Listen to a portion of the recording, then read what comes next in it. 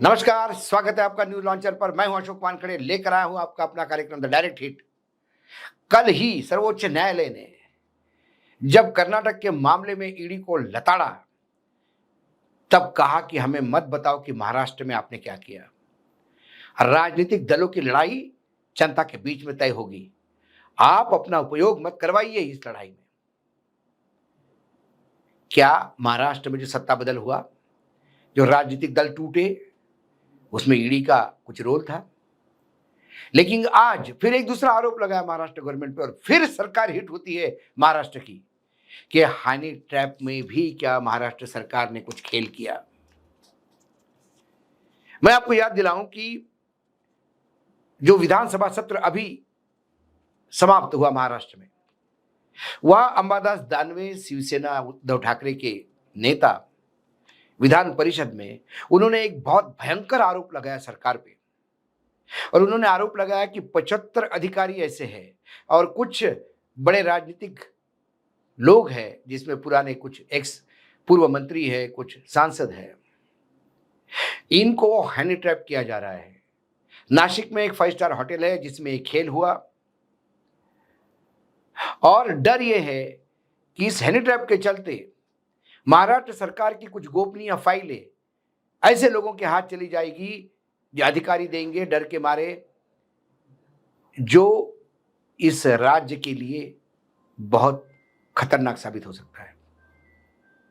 जैसे ही उन्होंने आरोप लगाया, उस पे वक्तव्य देते हुए महाराष्ट्र के गृह मंत्री और मुख्यमंत्री देवेंद्र फडणवीस ने कहा कि टोटली गलत बात है, ना हैनी है ना ट्रैप है, कुछ भी नहीं। लेकिन जो बातें अंदरूनी चल रही थी कि मुंबई नासिक नाका पुलिस स्टेशन है नासिक में, वहां एक महिला ने कंप्लेंट की थी और उसका इन्वेस्टिगेशन चल रहा था। थाने क्राइम ब्रांच भी हनी ट्रैप को लेके कुछ इन्वेस्टिगेट कर रहा था, जिसमें नासिक के एक अधिकारी फंसे हुए थे और थाने के बड़े 2 लोग। और जब ये इन्वेस्टिगेशन चुपचाप चल रहा, एक तरफ मुख्यमंत्री विधानसभा के पटल पर झूठ बोल के कहते हैं कि ना हनी है ना ट्रैप है, लेकिन तो सारा खेल हनी ट्रैप का ही निकला। एक बीजेपी के नेता को अरेस्ट किया गया हनी ट्रैप के मामले में, लोढ़ा। और उसके बाद महाराष्ट्र की राजनीति में तूफान आ गया। महाराष्ट्र के में मानसून सत्र के दौरान विपक्ष ने हनी ट्रैप स्कैंडल का दावा किया था, लेकिन मुख्यमंत्री देवेंद्र फडणवीस ने विपक्ष को यह कहते हुए खारिज किया कि महाराष्ट्र में ऐसी कोई घटना नहीं होती। और प्रिसाइजली उनके शब्दों में कहूं तो ना हनी है ना ट्रैप है। अब उद्धव ठाकरे गुट के नेता ने एक तस्वीर पोस्ट करके सीबीआई की जांच करवाने की मांग की है। महाराष्ट्र में शिवसेना नेता संजय राउत, जो उद्धव ठाकरे गुट के हैं, उन्होंने सीधे देवेंद्र फडणवीस पे निशाने पे लिया। राउत ने एक्स प्लेटफॉर्म पे ट्वीट करते हुए कहा, महायुति सरकार के एक मंत्री की तस्वीर को पोस्ट करके हनी ट्रैप स्कैंडल का दावा किया। राउत ने आरोप लगाया कि मुख्यमंत्री सीबीआई से इस तस्वीर की जांच करवा ले। राउत ने जो तस्वीर पोस्ट की थी उसमें फडणवीस सरकार के एक मंत्री गिरीश महाजन, जो नासिक के पालक मंत्री भी है, उनका फोटो उस लोढ़ा के साथ है, जो लोढ़ा उनको कुछ मिठाई खिला रहा है, जिसको हाल ही में प्रफुल्ल लोढ़ा, जिसको पुलिस ने अरेस्ट किया है। अब जो ट्वीट है ये आप देख लीजिए, मराठी में है, मैं पढ़ता हूँ, हिंदी में बताता हूँ। मुख्यमंत्री देवेंद्र फडणवीस विधानसभेतही दिशाभूल करतात। महाराष्ट्रात हानी नाही, ट्रॅप नाही असं त्यांनी सांगितले। पण एका फोटोची सीबीआय मार्फत चौकशी होऊ द्या, दूध का दूध पाणी का पाणी होईल। 4 मंत्री अनेक अधिकारी अटकलेले आहेत। शिवसेनेतून फुटलेले 4 तरुण खासदार पण हनी ट्रॅपच्याच मुळे आहेत का? त्याचमुळे ते पळाले। इसका मतलब है मुख्यमंत्री देवेंद्र फडणवीस विधानसभा को गलत जानकारी दे रहे हैं। उन्होंने कहा कि ये हैनी भी नहीं है, ट्रैप भी नहीं है, लेकिन अब ये जो फोटो है जो मैंने टैग किया, इसे कृपा करके सीबीआई के मार्फत, सीबीआई द्वारा इसकी डिटेल इन्वेस्टिगेशन होने दीजिए। दूध का दूध पानी का पानी हो जाएगा। मेरे अनुसार 4 मंत्री और अनेक अधिकारी हनी ट्रैप में अटके हुए हैं। शिवसेना से जो 4 सांसद उद्धव ठाकरे को छोड़ के दूसरी जगह चले गए, वो भी इसी हनी ट्रैप के चलते चले गए। और वो फोटो उन्होंने दिया, वो फोटो आप देख सकते हैं। उसके बाद डेवलपमेंट ये हुई कि संजय राउत ने सोशल मीडिया पे जो कहा और जो मिठाई खिला रहा था, अब कौन से 4 मंत्री है, इस पे बहुत चर्चा हो रही है। वैसे देखा जाए तो एक ब्लॉगर ने गिरीश महाजन के ऊपर भी कुछ आरोप लगाए थे। हालांकि उस आरोप की हम पुष्टि नहीं करते, लेकिन उस आरोप को लेकर भी घमासान महाराष्ट्र की राजनीति में हुआ था। अब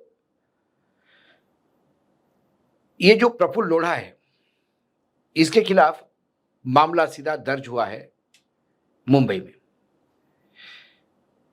जलगांव के जामनेर में पहुंचा दिया इस पूरे केस को।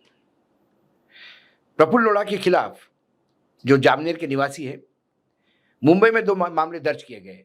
एक मामला पॉक्सो एक्ट के तहत है, दूसरा व्यभिचार के तहत है और तीसरा हनी ट्रैप का है। ये बेसिकली गिरीश महाजन के बड़े नजदीकी माने जाते हैं। शिवसेना नेता संजय राउत के पहले कांग्रेस के नाना पटोले ने भी विधानसभा परिसर में एक पेन ड्राइव दिखाते हुए कहा था कि 72 से ज्यादा ऑफिसर हनी ट्रैप में फंसे हैं। पटोले ने कहा था कि अगर सरकार ने कार्रवाई नहीं की तो इसको पब्लिक करेंगे, लेकिन कभी जीवन में पब्लिक नहीं किए। पटोले भी एक हवाबाज नेता है कि जो सिर्फ पेन ड्राइव दिखा के खेल करते हैं, लेकिन उनके पास यदि महाराष्ट्र की भलाई चाहते तो तुरंत वो पब्लिक करते। उसके बाद कांग्रेस के नेता विजय वडेट्टीवार, जो वहां लीडर ऑफ अपोजिशन है, ने कह दिया था कि हनी ट्रैप के जरिए ईवीएम सरकार गिराई गई थी।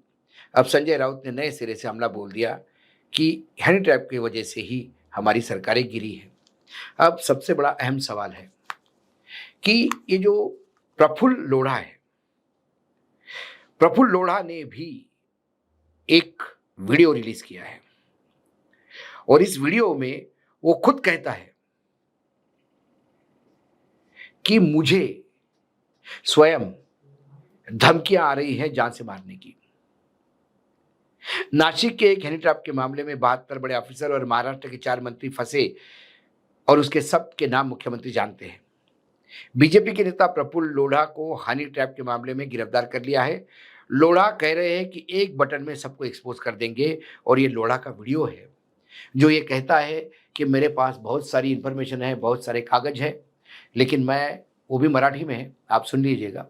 उसमें वो कहता है कि मैं माताओं की इज्जत करता हूँ, बहनों की इज्जत करता हूँ, स्त्री की इज्जत करता हूँ, इसलिए मैं लिहाज पाल के बैठा हूँ। मुझे कहीं किसी पुलिस स्टेशन में कागज देने की ज़रूरत नहीं है, मुझे सरकार में कोई प्रूफ देने की ज़रूरत नहीं है, मुझे सिर्फ एक बटन दबाना है और पूरे पब्लिक के बीच में चला जाएगा कि कौन क्या कर रहा है। उन्होंने एक वीडियो अपना फ़ोन दिखाते हुए कहा, ये व्हाट्सएप कॉल है और ये व्हाट्सएप कॉल की डिटेल है, मुझे ये आदमी लगातार धमकियाँ दे रहा है कि आपके पास इन्फॉर्मेशन है, यदि बाहर लीक हो गई तो आपको जान से मार देंगे। अब सवाल ये है कि प्रफुल्ल लोढ़ा इस हनी ट्रैप में क्या थे? क्या वो ग्राहक फंसा के लाते थे? उनके पास ये जानकारी कहां से आई? वो अरेस्ट होने पे या उनका नाम सामने आने से उनको जान की धमकी कौन दे रहा है? उनके पास क्या मटेरियल है जो एक बटन के बाद सब बाहर आएगा? पूरे महाराष्ट्र को इंतजार है। फिलहाल ये सरकार ईडी, सीबीआई, इनकम टैक्स के भरोसे तो पार्टियां तोड़ तोड़ के चला ही रहे थे। अब हनी ट्रैप के भी मामले आ गए।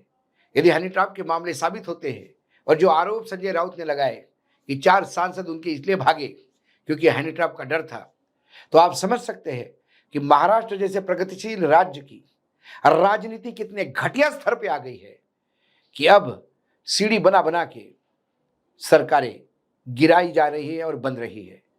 लेकिन सीढ़ी का खेल भारतीय जनता पार्टी में बहुत पुराना है।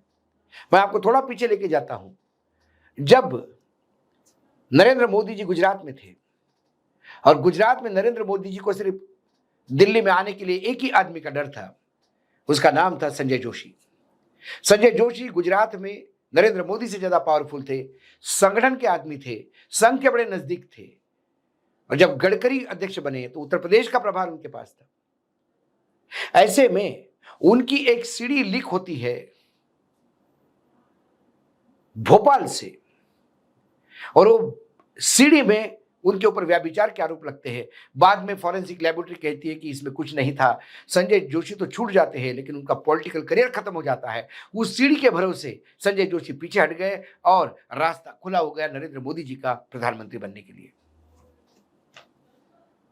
यह है सीढ़ी की महानता। क्या उसी का रिप्लिकेशन अब राज्यों में हो रहा है? यदि ये आरोप सही होते तो। आज डायरेक्ट हिट में इतना ही। कल फिर आता हूं किसी विषय के साथ। तब तक के लिए नमस्कार। देखते रहिएगा न्यूज लॉन्चर।